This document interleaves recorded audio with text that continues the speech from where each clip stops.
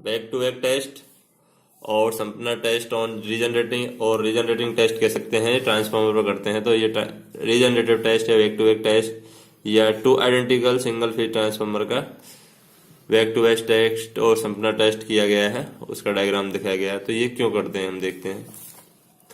In order to determine the maximum temperature rise, it is necessary to conduct a full load test on transformer.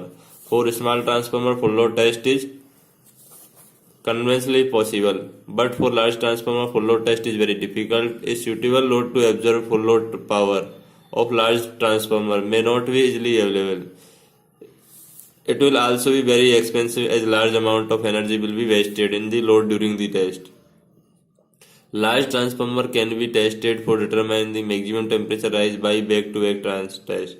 यानी large transformer के अंदर अगर हमें temperature measurement करना है, temperature की राइज होने की जो रेट है वो मेजरमेंट करनी है, तो हम बैक टू बैक टेस्ट है यूज करते हैं।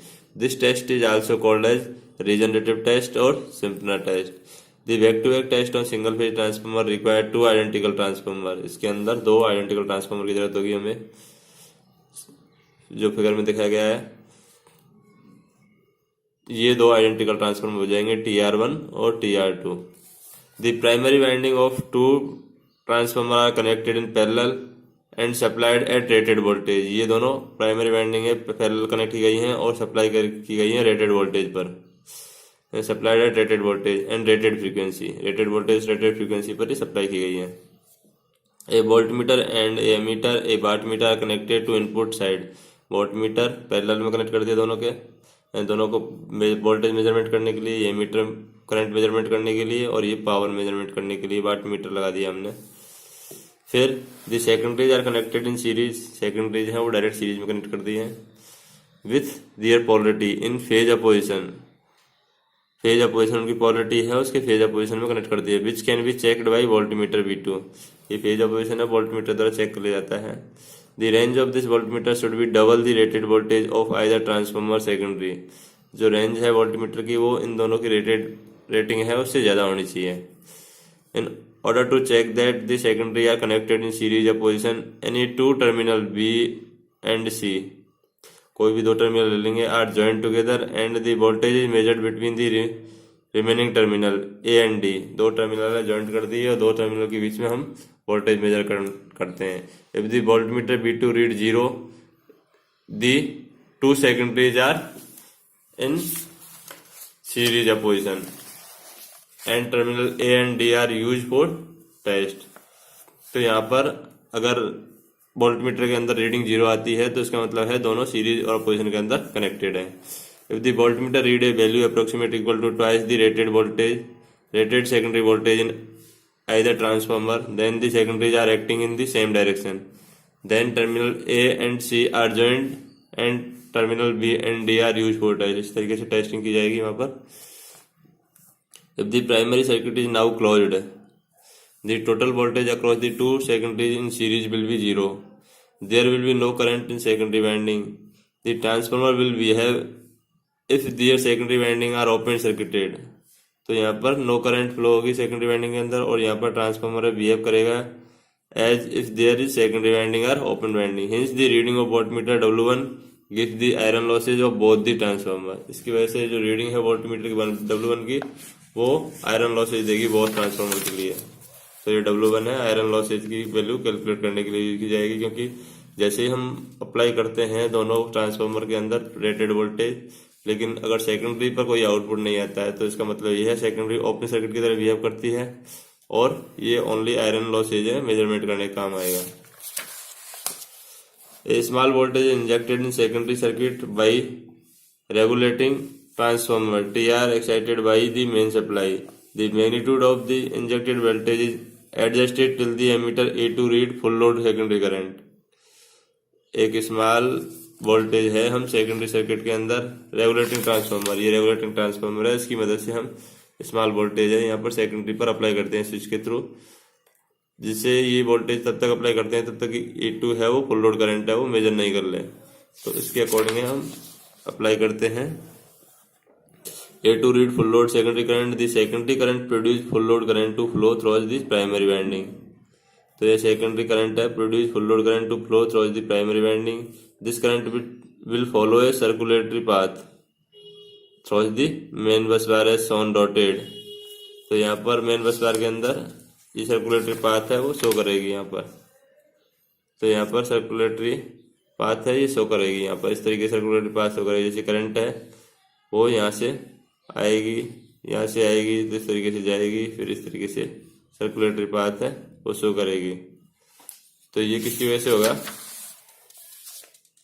A2 जो करंट मेजरमेंट है A2 की तरह वो इस तरीके से सर्कुलेटरी पाथ है फॉलो करेगी। The reading of wattmeter W2 will not be affected by the current, thus the wattmeter W2 gives the full load copper losses of the two transformer। तो W2 ये यहाँ पर फुल लोड कॉपर लॉस देता है और W1 है वो full load iron core losses है वो देता है। The emitter A1 gives total no load current of two transformer, thus this method we have loaded the two transformer to full load, but the power taken from the supply is that necessary to supply the losses of both transformer। The temperature rise of the transformer can be determined by operating these transformer back to back for long time, say 48 hours, and measuring the temperature of oil at periodic interval of time, say every 1 hour, यानी 1 घंटे में major कर सकते हैं और 48 घंटे तक ये टेस्ट किया जाता है और टेम्परेचर है वो मेजर करते रहते हैं।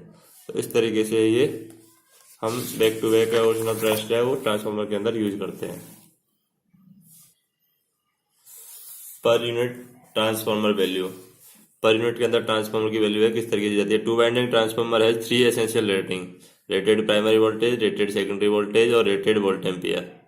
तो ये रेटेड प्राइमरी वोल्टेज हो जाएगा, ये सेकेंडरी की तरफ रेटेड वोल्टेज हो जाएगा और ये रेटेड वोल्ट एम्पियर हो जाएगा। Primary rated volt meter volt ampere equal to secondary rated volt ampere हो जाएगा। तो एस बी है बी ए बेस हो जाएगा। प्राइमरी बेस करंट क्या होगी, एस बी बेस बटे बी वन बी बेस, यानी पावर बेस बटे voltage base. Secondary base current हो जाएगी पावर बेस बटे सेकेंडरी का रेटेड वोल्टेज।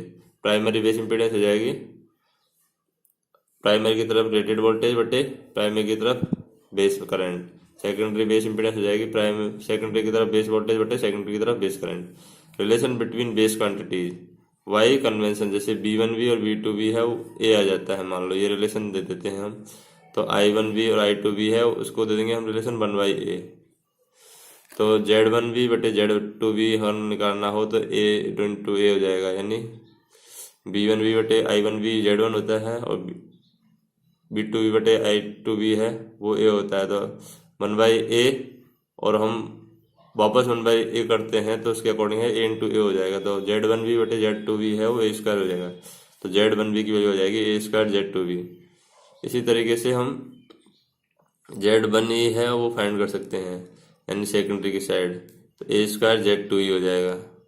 ये बेस इम्पीडेंस होता है, ये equivalent impedance reflected to primary, ये प्राइमरी की साइड होती है। Per unit equivalent primary impedance में भी पर यूनिट इक्विवेलेंट है वो प्राइमरी इम्पीडेंस की अगर डिफाइन करनी है तो Z1E पर यूनिट के अंदर निकालनी है तो Z1E बटे A स्क्वायर Z2E बेस हो जाएगा। तो इससे Z2E पर यूनिट है उसका फार्मूला ये हो जाएगा Z2E बटे Z2V और Z1E का पर यूनिट वैल्यू हो जाएगी Z1E बटे A स्क्वायर Z2V। तो इस तरीके से हम पर यूनिट वैल्यू है इम्पीडेंस की ट्रांसफार्मर के अंदर निकाल सकते हैं। Thus the per unit equivalent impedance of two winding transformer is same referred to the primary or secondary. It can also be proved the per unit referred to either side of three-phase transformer is the same irrespective of the three-phase connection, whether they are delta delta, star star, delta star or star delta. In a transformer, when voltage and current of either side are exposed in per unit value, they can be same in per unit value. जैसे current है per unit value के अंदर क्या होती है I1 बटे I1V, I2A, I2V/A, तो ये I2 पर यूनिट हो जाएगी I2/I2V। इसी तरीके से वोल्टेज है V1 पर यूनिट क्या हो जाएगा V1 बटे V1V। तो इस तरीके से हम पर यूनिट वैल्यू है वो निकाल सकते हैं ट्रांसफार्मर के अंदर, और इस तरीके से ये वैल्यू है वो ट्रांसफार्मर के अंदर पर यूनिट वैल्यू के अंदर होती है। वोल्टेज रेगुलेशन, ट्रांसफार्मर के अंदर वोल्टेज रेगुलेशन क्या होता है। Voltage regulation is one of the important design constraints for the distribution transformer because utilities are directly connected DT. Utility जो है वो डायरेक्टली कनेक्टेड होती है डिस्ट्रीब्यूशन ट्रांसफार्मर से and performance of utility will be severely influenced by the voltage profile maintains across them. Voltage regulation is one of the important design constraints for power transformer because rise in the temperature, rise in the terminal voltage when load is suddenly thrown off due to the fault can be cause stress of an insulation and also be design type changer. We should know voltage regulation. Voltage regulation one of the important design constraints for power transformer because rise in terminal voltage when fault load is suddenly thrown off due to fault can cause stress of an insulation and also be design type changer. We should know voltage regulation.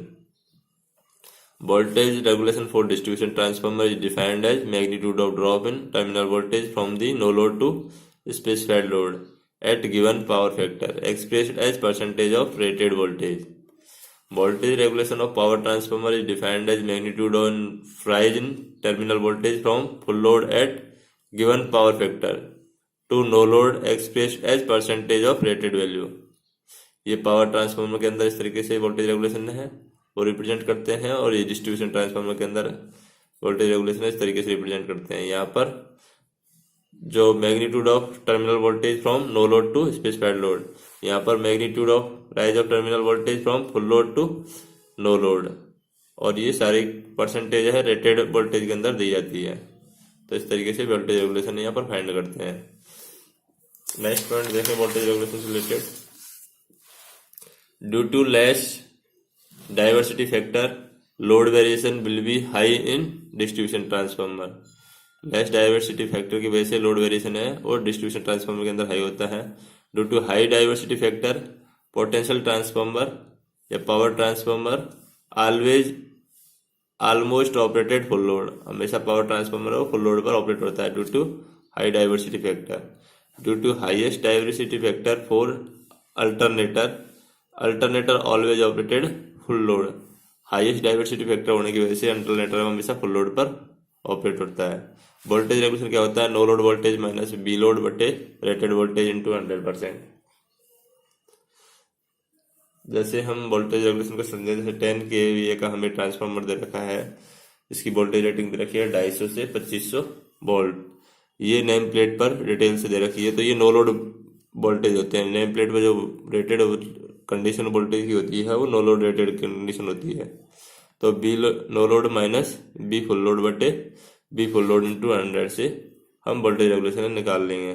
Voltage regulation का अगर shunt parameter है वो remove कर दी जाए तो जो हमारे पास में जो फंक्शन बचता है वो रिएक्टेंस और इम्पीडेंस बचती है RE2 और XE2. ये E2 और ये B2 हो जाएगा. ये I2 सेकेंडरी की साइड वोल्टेज रेगुलेशन करना हो तो हम इसके अकॉर्डिंग है वो फेजर डायग्राम ड्रॉ करते हैं.